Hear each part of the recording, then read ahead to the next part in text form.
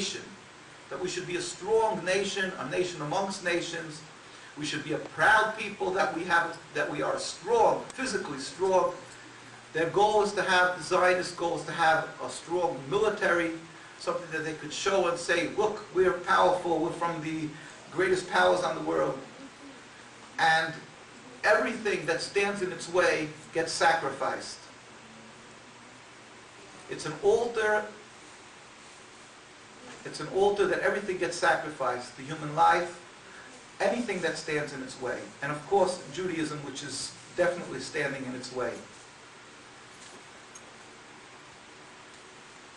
Now, it's not only forbidden by Judaism, this concept to transform, to take to uproot Judaism, understandably, and to create a nationalistic, political, secular entity, but it is forbidden. This, in order to acquire this nation, they also have to have, one of their main issues is to have a piece of land where they can put their feet on and claim as theirs. But this concept to take a piece of land is also totally forbidden by God, very strongly forbidden by the teachings of Judaism, for the Jewish people to have in its own piece of land. I'm not talking about somebody buying a house, a piece of property. We're talking about a sovereignty, to have a rule, a self-rule. For the Jewish people, this is totally forbidden. And with the help of God, I will explain. So, all these concepts. Therefore, being that we are forbidden to have a sovereignty, we're forbidden to have a land, we are a religion, not something which is a nationalistic, secular entity. So you can understand it's incongruous. It's the opposite of what Zionism is. And understandably, it makes sense that Zionism was created by Theodor Herzl, people who are non-religious, who despised religion, some of them, many of them, and it was probably most of them, people who are definitely far from religion, and some who are plain atheists. And they were in opposition to the movement of Judaism, which was the rabbinical authorities, rabbis, holy people, who were living universally amongst other nations, whether it was in Christian lands or whether it was in Muslim lands. They were living, coexisting with their neighbors in harmony.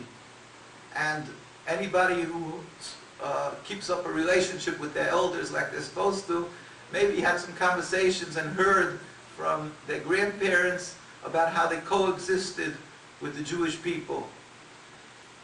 And it's something which we're proud of, that as a general rule, as a whole, the Jewish people, if they were following Judaism, they helped and they assisted their neighbors and they coexisted in the best of harmony. In case of in Palestine, we have people that I am very friendly with. We have a senior rabbi, Rabbi Beck, whose name is acquainted with one of the outspoken people against Zionism. And they constantly tell us about how they babysat each other's children in Jerusalem. And this is really the story that went on. The time is so limited, I can't, but I just mentioned in Iraq, we have a videotape of somebody who was a Zionist, and he wrote a book called Ben Gurion's Scandals. His name is Galadi. He lives in Manhattan. He's an older fellow. And I asked him how he had regrets afterwards of what his actions were as a Zionist. And he wrote a book about how, in order to have the Jewish people leaving Iraq, they actually put bombs in synagogues, and so it should look like the Arabs did this, and they were caught.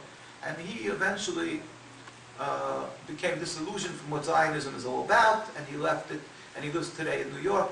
I went to visit him, and I asked him, I want to know, forget about the issue with your Zionism, I want to know, how was your life as a young boy, before you became a Zionist, how was your life with your neighbors?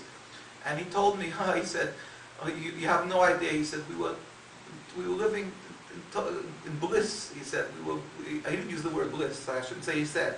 They were living in total harmony. They were, he told me that when the rabbi would go on the street, the Arab neighbors would bring over their children and kiss the rabbi's hand. We have a holiday called Sukkot. Sukkot is one of the holidays that we commemorate the leaving of Egypt. We were in the Midbar, in the wilderness, and we lived in huts, and we have one week a year we live in huts. We go out of our houses Orthodox Jewish people, with thatched roofs. And we hang pretty things in this hut.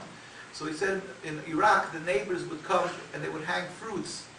And after the week, just that it should be nice, the hut, and after the week, the Arab neighbors would come and take the fruits out and they would consider it blessed. Anyway, this is a general picture. I could go on and on. We have many stories, and I'm sure if you will ask older generation people, of Arab people, Muslim people, how they could describe their lives with the Jewish neighbors. As a general rule, of course, there's always bad apples in the crop, but if they were as general rule, they would be able to tell you that they coexisted in total harmony. Now, I'm talking about the beginning. This ended around actually of course, when the state of Israel was created, and even before then, the contentions, the ill feelings started in the beginning of the 20th century. It didn't start at the creation of the state. And that's a misnomer again. That's one of the ploys of Zionism, to say that the problems of Zionism that people are talking about, it started in 1948. It didn't. It started at the beginning of the 20th century when the Zionists started moving up to Palestine. So a lot of times the Zionists want to say, no, the Arabs hated us all the time and so forth, you know, their whole speeches. And they say the proof is because you'll find that at the beginning of the 20th century, in the 20s, there was a Hebron massacre. There was a big massacre in Hebron, and there was many other things happening, like similar to that. And therefore you see that it had nothing to do with Zionism, that the Arabs and the Jews couldn't get along. And that's just blatantly false. That's stupid. It's not true. Because Zionists started coming up at the beginning of the 20th century. And the Arab population started seeing that there is a threat to them. It's a movement.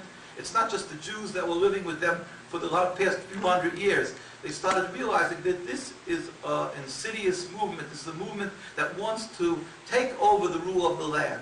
And they started fearing these Jews. And that's when the problem started, the rift between the Jewish people and the Arab people. So I'm going to just retract. I'm going to start getting from the basic, and I'll just pass over to get over to the actual issue of Zionism. The Jewish people accepted the Torah from God on Mount Sinai, and when we accepted from God, we made a bond with God. God stipulated in the Bible that we must be holy people, and we have to be, as I said, a nation of priests. We have many obligations. A side issue which I always mention is that every human being is obligated to serve God. And the prophet Elijah, the prophet, says that every human being, if he's righteous, doesn't commit adultery, idol worship, kill, steal, he's righteous, he will inherit the world to come. We know that we made a bond with God, that we have to be a nation of priests constantly in service. And that is what the bond means. It doesn't mean that other human beings, we don't say that they'll go to hell if they're not Jewish. In fact, we don't condone, we discourage them becoming Jewish for many issues, many reasons, because it's very complicated, and you can suffer anti-Semitism even before Zionism came about. But every human being has to serve God, and every person can inherit the world to come. Judaism is just simply, it's something which requires a person to be a light unto the nations, that people should learn from us how to emulate God. And the Jewish people accepted this with God, this obligation to God. And they also, in the Torah many times it says that God stipulated to the Jewish people, I'm going to send you into the land, this is a holy land. There was a nation living there, the Canaanites, and they defiled the land, and I'm sending them out. I'm stipulating with you that you must be a holy nation. If not, the land itself will regurgitate you. It will reject you, as a person rejects a foreign object or something that the body can't take. And there's many verses like that. It says, it means the land should not regurgitate you, reject you, if you will defile the land. The Jewish people accepted this, and when they went in, they accepted this ruling of God. They went into the land of Israel, and the prophets speak at length about afterwards how they warned the Jewish people, which everybody who studies the prophets sees it, in Jeremiah and Ezekiel and Isaiah, that they were warned that they're not on the level of holiness that they have to be in order to stay in God's special land. And therefore, they'll be thrown out. They were sent out of the land, eventually, as it says in the Jeremiah,